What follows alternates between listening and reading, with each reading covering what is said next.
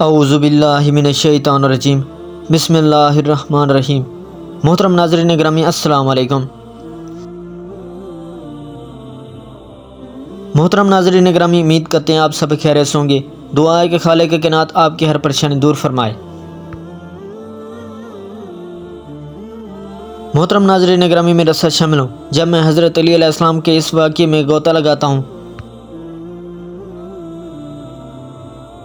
محترم ناظرین گرامی، یہ واقعہ حضرت علی علیہ السلام کی انصاف پسندی اور عدل کی مثال پیش کرتا ہے۔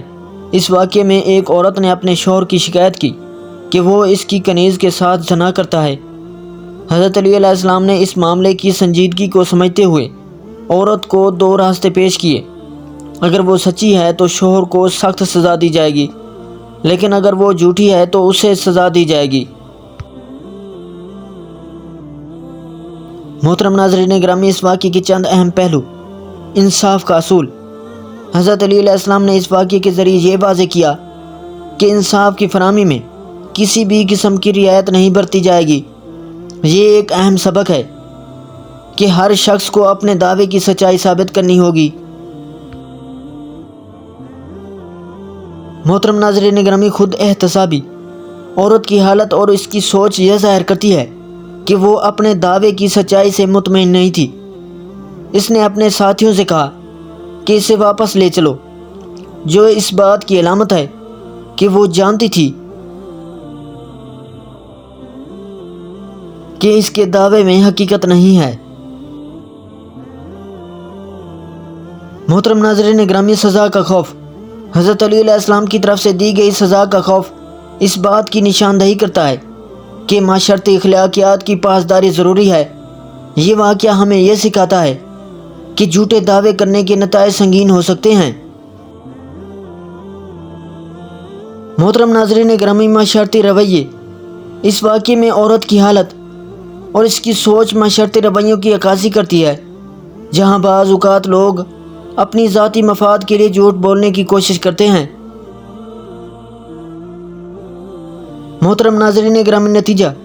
یہ واقعہ حضرت علی علیہ السلام کی شخصیت کی ایک نمایاں مثال ہے، جو آپ علیہ السلام کی انصاف پسندی، رحم دلی اور انسانی حقوق کے تحفظ کی عکاسی کرتا ہے۔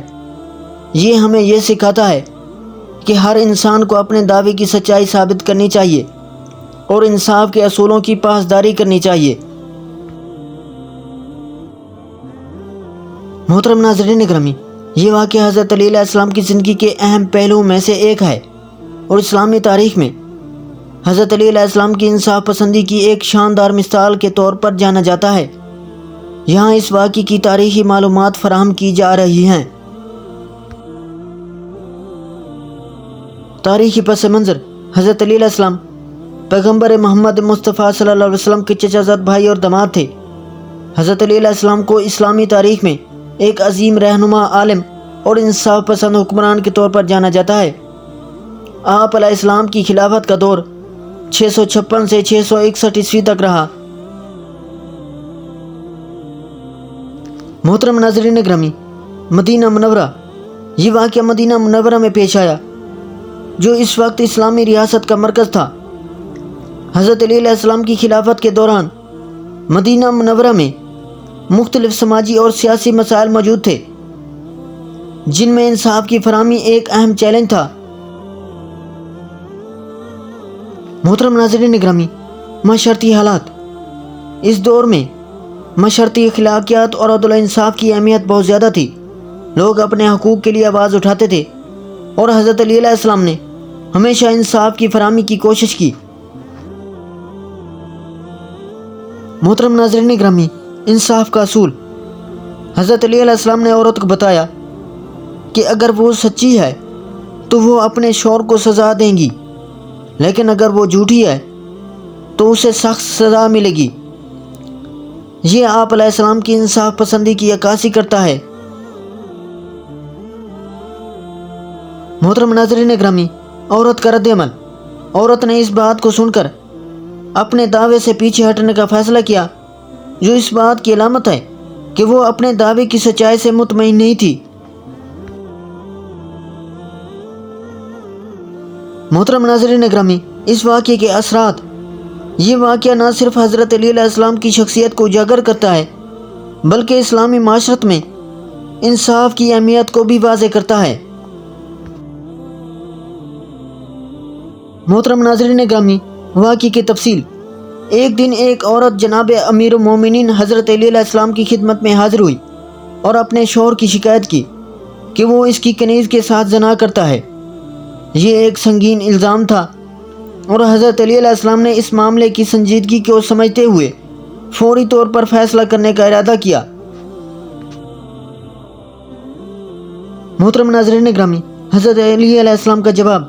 حضرت علی علیہ السلام نے عورت سے کہا کہ اگر وہ سچی ہے تو وہ اپنے شوہر کو سزا دیں گی، لیکن اگر وہ جھوٹی ہے تو اسے درے لگائے جائیں گے۔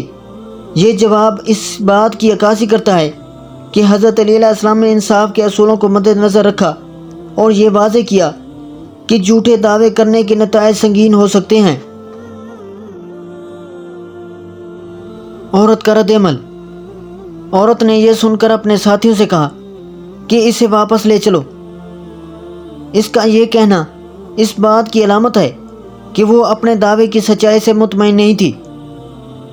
اس نے محسوس کیا کہ اگر وہ جھوٹی ہے تو اسے سخت سزا مل سکتی ہے، اور اس خوف نے اسے اپنے دعوے سے پیچھے ہٹنے کو مجبور کر دیا۔ محترم ناظرین گرامی، ویڈیو اچھے لگے تو ویڈیو کو لائک، چینل کو سبسکرائب اور بیل آئیکن کو دبا دینا، اور اچھا سا کمنٹس دینا نہ بھولیے گا تاکہ آنے والی ہر ویڈیو کو نوٹیفیکیشن پہلے آپ تک پہنچے۔ اگلی ویڈیو تک دیجیے ہمیں اجازت۔ اللہ نگہبان۔